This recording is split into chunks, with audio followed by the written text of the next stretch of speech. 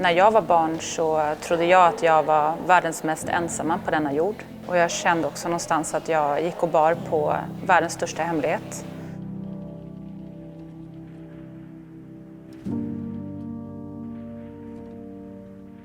Och ju äldre jag blev och ju mer jag pratade med andra så började jag också inse att det är väldigt vanligt.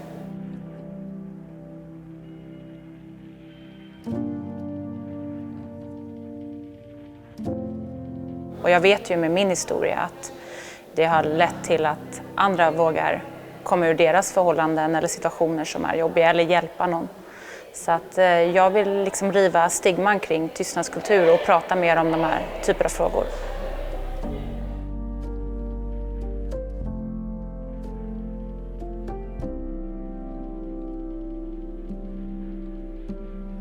Ja, men nattridningen har ju blivit någonting som blev en väldigt stor del av min uppväxt.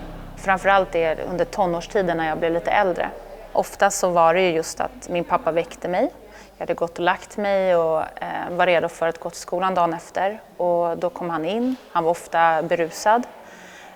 Bad mig att dra på mig ridkläderna. Och nu skulle någon häst som han ansåg kanske inte var tillräckligt bra riden eller som inte var utbildad eller som dessutom var ny till gården. Nu skulle den bli häst av, som han sa. Och det innebar då att man skulle ner till ridhuset med den här hästen som väger över 1,5 ton och själv vägde man inte mycket, man var ett barn på 45-50 kilo. Min pappa kunde ju vara väldigt aggressiv under de här stunderna och de kunde pågå under en väldigt lång tid och mitt i det här så var man ju så otroligt rädd. Så rädslan för att han skulle agera och göra någonting var så mycket större än rädslan för att hoppa upp på en häst som aldrig hade haft en ryttare på ryggen tidigare. Och de här nattridningen kunde hålla på i timmar. Och emellanåt skulle min pappa in och dricka alkohol för att komma ut igen. Och jag och min syster, vi väntade ju in honom och hoppades ju bara att han skulle bli trött och somna. Så vi kunde gå och lägga oss.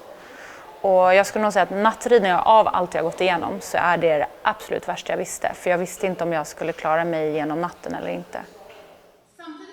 Om man var på anläggningen och även om man var ute på tävlingsplatser som vi var mycket på så såg man ju min pappas beteende emellanåt. För ibland kunde inte min pappa bete sig.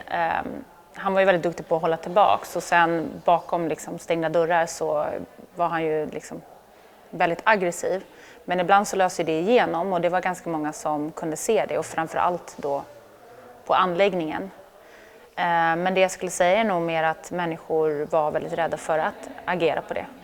Jag vet ju flera stycken som såg och någonstans såg vad han gjorde mot oss men inte agerade på det. Men det som jag vädjar många vuxna till idag och även yngre också till viss mån, det är att ta ett form av socialt ansvar. Jag hade önskat att grannen hade ju kunnat fråga mig hur jag mår. Min lärare kanske hade kunnat reagera på att jag kunde vara borta från skolan i veckor och helt plötsligt dyka upp igen och sen kunde vara borta igen. Jag sov väldigt mycket på lektionerna för jag var så otroligt trött. Och det är jättesvårt att agera på det för att man vet ju inte vad som händer bakom stängda dörrar. Men ett sätt att göra det är ju att närma sig barnet och försöka bygga någon form av relation och förstå mer vad som händer.